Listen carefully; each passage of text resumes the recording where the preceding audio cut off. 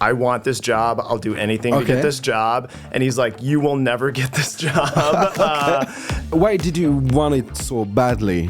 I loved Ninja Turtles as a kid. And then I kept meeting with more and more important people. And my final meeting was with Seth and Evan. Wow. And it was very scary, but we really vibed creatively and understood each other. And making a movie, you have a dialogue with the thing that you're making. The film kind of talks to you and says, no, I want to be about this. The artists are so good at Mikros. We wanted them to collaborate and take ownership. We just really invited them to push what they were doing. 3D has come so far in the last couple decades. The technology is so good. You can make 3D look exactly like 2D. And it's like if you're a teenager and you draw a city, you draw one building and you're like, yeah, this is great. Look at this building. And you draw every window and then you're like, I have to do 100 more of these.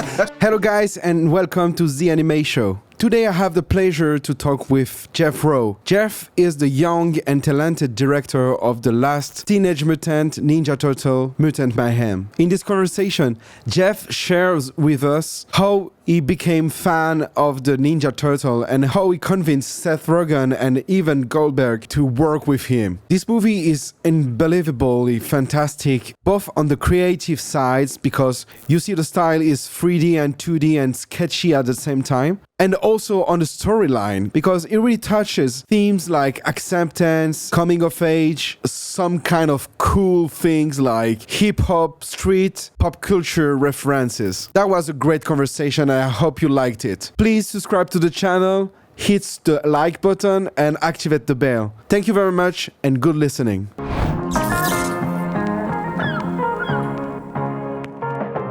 Jeff, welcome to the Animation. Bonjour. Bonjour, ça va? Très bien, très bien. Wow, that's the first time I heard an American one talking in English on my podcast. Thank you very much for being here. Do you remember the first time you became a Turtles fan? Oh, I was so young. I must have been 4 years old. I don't know if I remember having thoughts before I remember the Ninja Turtles. It was I was born in 1986, so when that first cartoon series came out and the toys hit America, I was and the movie as well. Yeah, that live action movie. I was the target audience for that, and that shaped my childhood. And that shaped your story as well, because you direct the movie Ninja Turtles Mutant Mayhem. Yeah, teenage years in France. Yeah, that was a success. I really loved this movie, thank you. The critics also said it was one of the best Turtles franchise movie. Thank you. Because it was super stylish and I loved the score and the story, and that was really a masterpiece. So thank you and congratulations. Thank you so much for saying that. I want to come back to the story of this movie. You met Seth Rogen and Evan Goldberg back in 2018. Something? It was to make the movie. Yeah. They were working on from their office on the Paramount. Yeah. I talked to my agent, and he said that Seth and Evan were making a Ninja Turtles movie, and I was like, I want this job. I'll do anything to get this job. And he's like, you will never get this job. But I had a series of meetings, and I met with Paramount. I met with Ramsey Naito, head of animation at Paramount, and then I met with Brian Robbins, the head of Paramount, and then Nickelodeon Animation. Yeah, Nickelodeon. Yeah, and then I kept meeting with more and more important people, and my final meeting was with Seth and Evan. Wow. And it was very scary, but we really vibed creatively and understood each other and kind of wanted the same things out of the movie, and then it changed my life when I got Why did you want it so badly?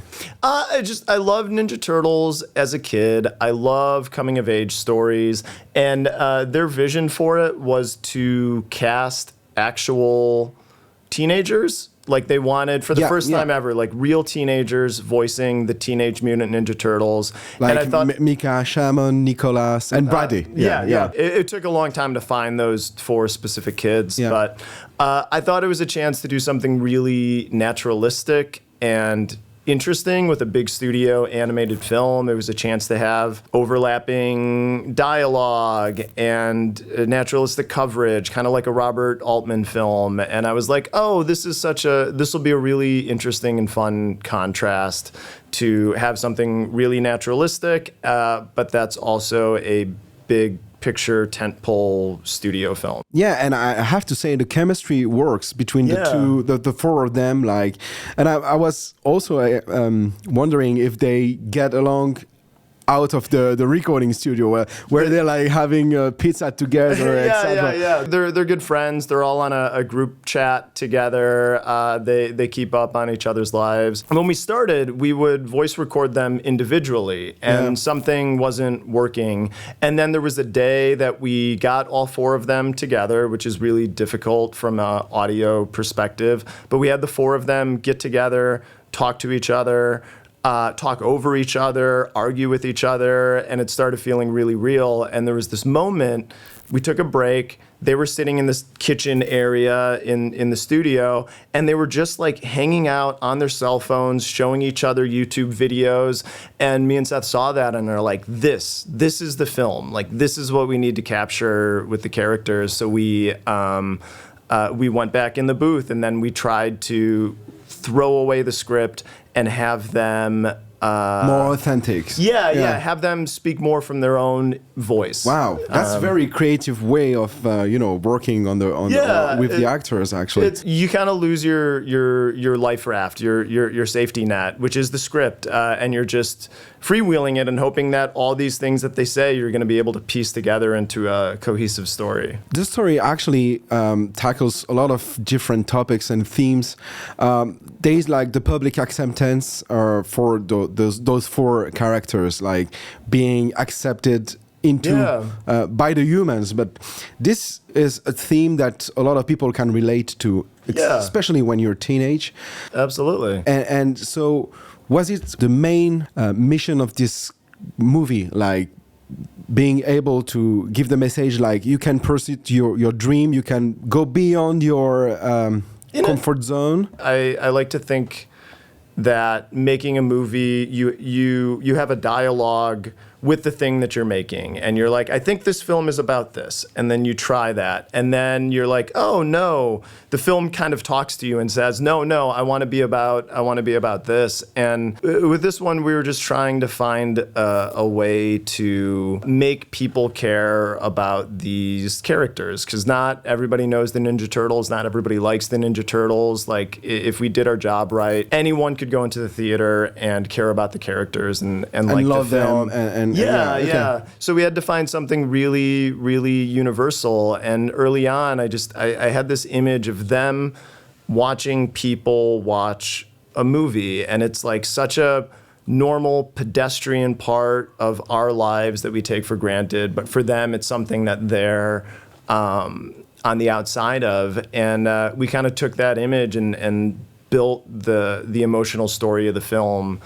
And it works perfectly. And especially there are other characters like Splinter and Superfly. Superfly is a new villain. It's kind of a cool fly, but scary and funny and reliable also, because we understand his psychology. He has a different reaction to both. He and Splinter experienced trauma at the hands of humans when they were younger. And Splinter had a closed-off, isolationist take on it, where it's like, I'm going to hide myself from the world. And Superfly's perspective was, I'm going to get vengeance on the world. I'm going to punish the world for what happened to me.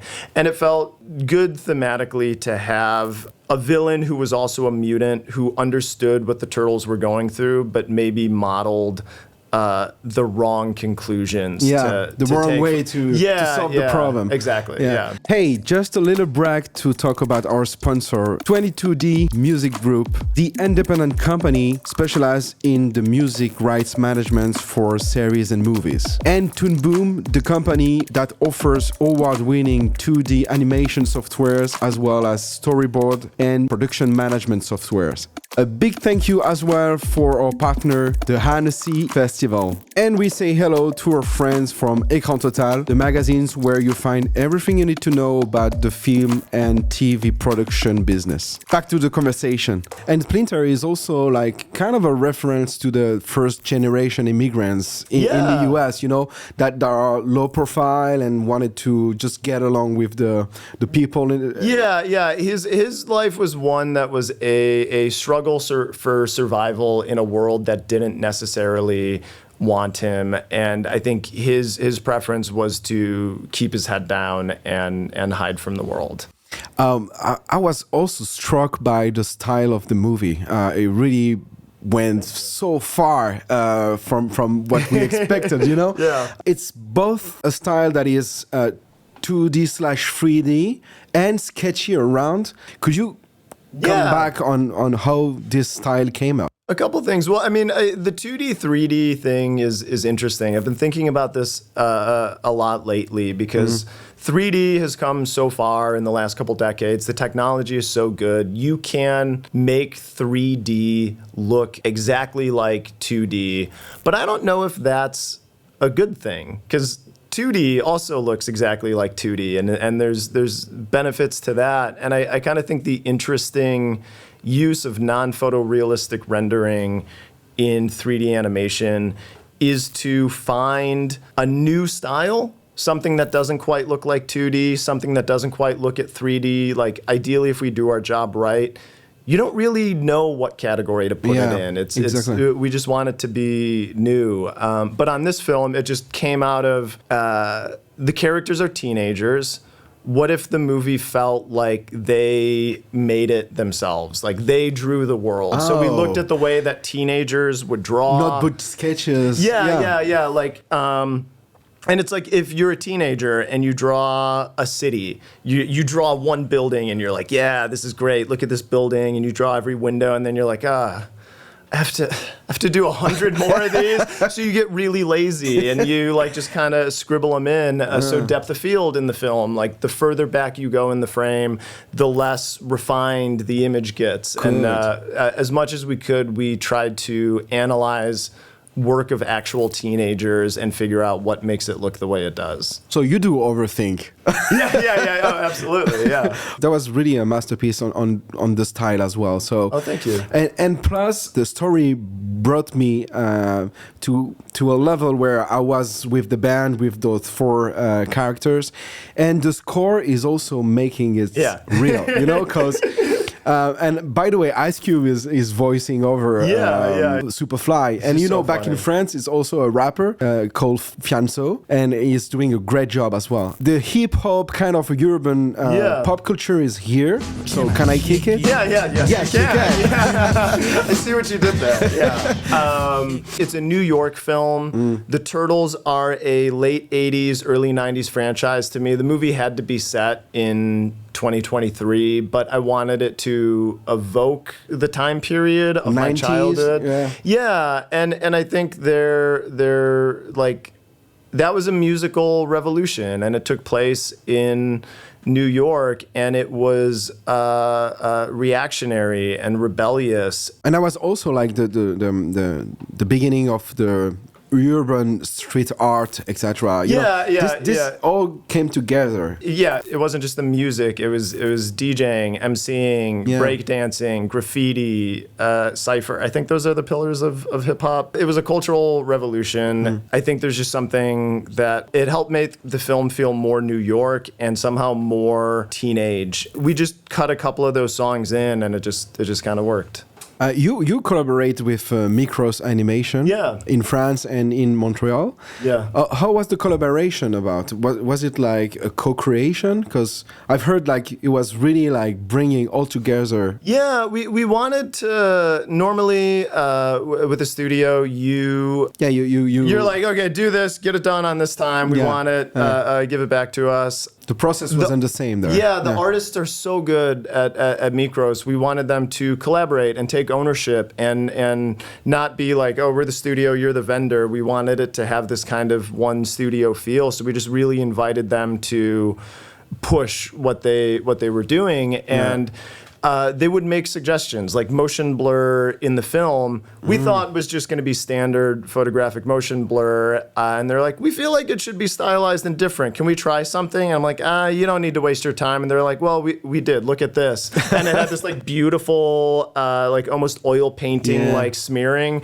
and I was like, that's fantastic. Gorgeous, yeah, please. And they brought so many ideas and so many solutions, and were so collaborative, and it was just such a wonderful experience working with them. All right, and so what's next? Is there any? We're doing a sequel. Yeah, we're making a sequel right now.